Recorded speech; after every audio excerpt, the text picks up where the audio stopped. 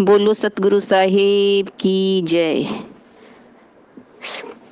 सभी बंधनों से मुक्त करने वाले परमात्मा की सदा ही जय हो, सदा ही जय हो, सदा ही जय हो।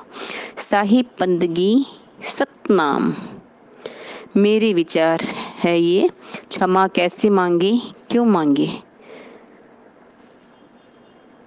बचपन से जो हमें मालिक का के बारे में जो संस्कार मिले, जो अब तक मिलते आ रहे हैं, और जैसे मैं स्टेप बाय स्टेप बढ़ी, मुझे जानकारी हुई, पवित्र ज्ञान से मैं मूल ज्ञान में आई। कहत कबीर सुनो भाई साधु चैनल देख के, और मैंने बहुत कुछ सीखा।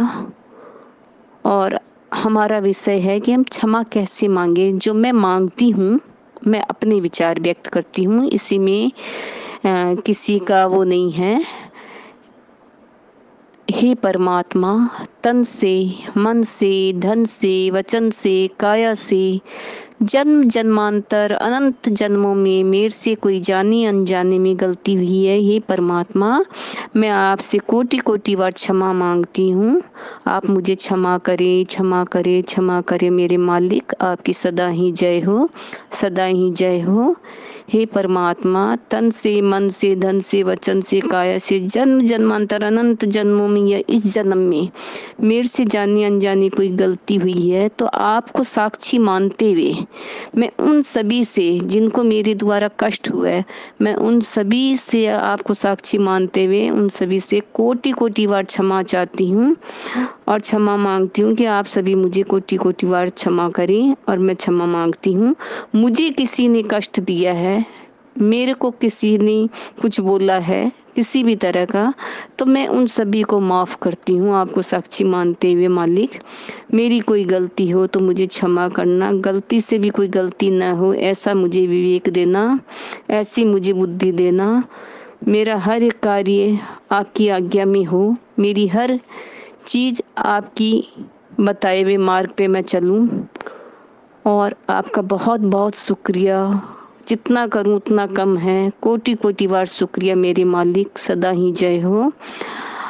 हाँ, अब हम लोग एक बात बोलते हैं कि मालिक हमें इतना कष्ट क्यों देता है। कभी हमारे कुछ भी है ना, हमारी जरा सा भी कष्ट आ जाता है या हमारी कोई बहुत बड़ी विघ्न बाधा आ जाती है जीवन में, तो हमें तो बहुत बड़ी लगती है।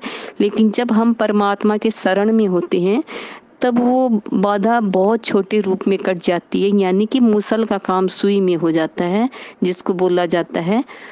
होना था बहुत बड़ा एक्सीडेंट, मान लो 50-60 हड्डियां चटकनी थी, लेकिन एक में ही काम चल जाता है। मतलब बहुत ज़्यादा काम थोड़े में हो जाता है। बहुत बड़ा संकट आने वाला था, छोटे में टल जाता है मालिक के। लेकिन उसमें भी हम है ना मालिक का दोष देते हैं परमात्मा को कि परमात्मा ने मेरे माँ ऐसा किया, हमारा क्या दोष था, हम तो कोई भी हमारी गलती नहीं थी, फिर परमात्मा ने हमारे साथ ऐसा किया। नहीं, ऐसा कभी नहीं करना चाहिए, उल्टे हम कर्म बांध लेते हैं। तो हमें परमात्मा का उसमें भी शुक्रिया अदा करना चाहिए।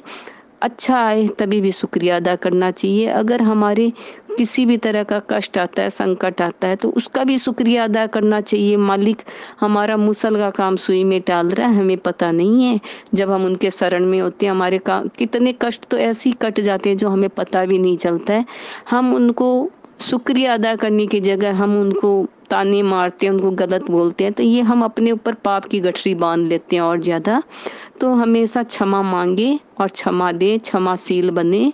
और किसी की बात को लेके कोई भी चीज़ अगर अंदर रह जाती है, आसक्ति रह जाती है, तो वापस 84 में आना पड़ता है। जब तक हमारा पात्र इन सब चीज़ों से शुद्ध पवित्र नहीं होगा, कहीं पे भी कोई कमी रहेगी, तो हम 84 में वापस आएंगे। अगर हम तन से, मन से, धन से, वचन से, काया से किसी भी तरह का लोभ रखेंगे, किसी भी तरह का किसी को कष्ट देंगे, तो हमको 84 में वापस आना पड़ेगा। वापस ना आए इसके लिए क्षमाशील बने और क्षमा मांगे रोज। जब आप परमात्मा की आज्ञा में उनसे क्षमा मांग के उनको साक्षी मानते हुए आप क्षमा मांगते हो, क्षमा करते हो, तो परमात्मा आपका मुसल का काम सुई में कर देता है। क्षमा हमारा जितना है पिछला जन्म बहुत जल्दी जल्दी चुकतू हो जाता है, हमारे कर्म कट जाते हैं। क्या पता अनंत जन्मों में हमने कितनी लोगों को कष्ट दिया होगा, कितने लोगों के साथ हमने क्या किया, और अनजाने में हम कितने लोगों का पाप के भागीदार बन जाते हैं। मान लो आपके परिवार में किसी ने आपको कहा, आप बड़े, आपसे बड़े, आप उनको अब जवाब नहीं दे सकते हो, लेकिन उस समय आपके मन में बहुत सारे विचार आ जाते हैं, बहुत गलत धारणाएं आ जाती है, किसी के प्रति भी आ सकती है। किसी से आपने, किसी ने कहा, आप उनके बराबर नहीं बोल पाए तो भी आपके मन में मलाल रह गया, आपने बड़े हैं तो भी नहीं बोल पाए तो भी आपके मन में मलाल रह गया। तो इसका परिणाम क्या होगा, जो आप अंदर अंदर सोचते हो ना कि इसका बदला ऐसे लूंगा, वैसा लूंगे, इसने मुझे ऐसा कहा, आगे देख लेंगे, इसके साथ ऐसे करेंगे, जो हमारे अंदर बदले की भावना अंदर में आती है, रिफ्लेक्ट आता है जो, वो हमें फिर जन्म जन्म तक भुगतना पड़ता है, और हमारा कर्म रिलीज नहीं होता है, कर्म हमारा चढ़ जाता है। तो क्यों ना आज से संकल्प लें कि हमें कोई कुछ बोले तो हम विचार ना करें। अगर थोड़ा सी देर हमें आ भी जाए, मान लो घर है, परिवार है, समाज है, आ ही जाता है, स्वाभाविक है, तो फिर आप ज्ञान के माध्यम से अपने आप को समझाइए, अपने आप को नॉर्मल करिए, और परमात्मा का थैंक यू करिए कि मालिक आप मेरा कैसे जल्दी जल्दी सब हिसाब किताब चुकतू करवा रहे हो। आप परिवार में भी कितनी कहा सुनी हो जाती है, तो उसके लिए भी परमात्मा को धन्यवाद करिए, क्योंकि आपने कहा होगा तभी तो आप ब्याज सहित सुन रहे हो, आपने किया होगा तभी तो आप ब्याज सहित भुगत रहे हो।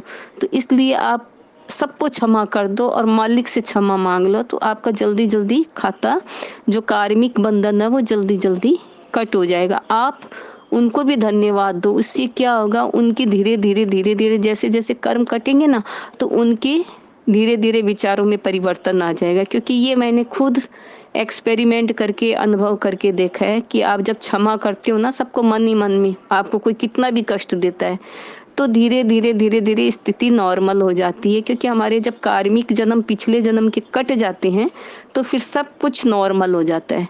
फिर धीरे धीरे, जो एक उदाहरण के तौर पे मैं आपको बताती हूँ, मान लो मैंने आपसे रुपए लिए, 2 लाख रुपए, ठीक है, जब तक मैं नहीं दूंगी तो आप मेरा पीछा छोड़ोगे नहीं, छोड़ोगे ना।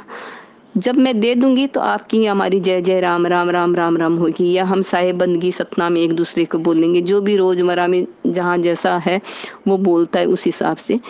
तो जब तक नहीं देंगे हम पीछे पड़ते हैं कि नहीं पड़ते हैं उसके, कि हमारा रुपया नहीं दिया, हम उसको कितना भला बुरा कह देते हैं। वही हिसाब किताब हमारे बोल चाल में, पिछले जन्म में हमने कुछ बोला होगा, कुछ किया होगा, तो वो ब्याज सहित हमको मिलता है।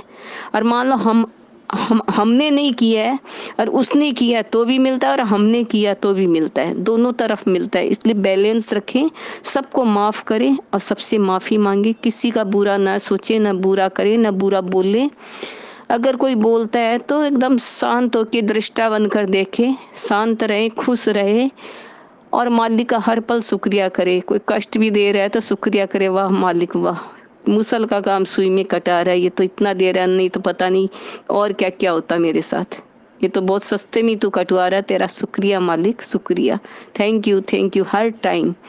तो मैं इन्हीं शब्दों के साथ एक बार एक छोटी सी प्रार्थना के साथ सभी के लिए, हे पूर्ण परमात्मा, शुद्ध हो पापात्मा, विश्व बने धर्मात्मा, हम सब तेरी आत्मा, परमात्मा की सदा ही जय हो, सदा ही जय हो। सभी हंस आत्माओं को मेरा कोटि कोटि बार नमन। साहिब बंदगी सतनाम।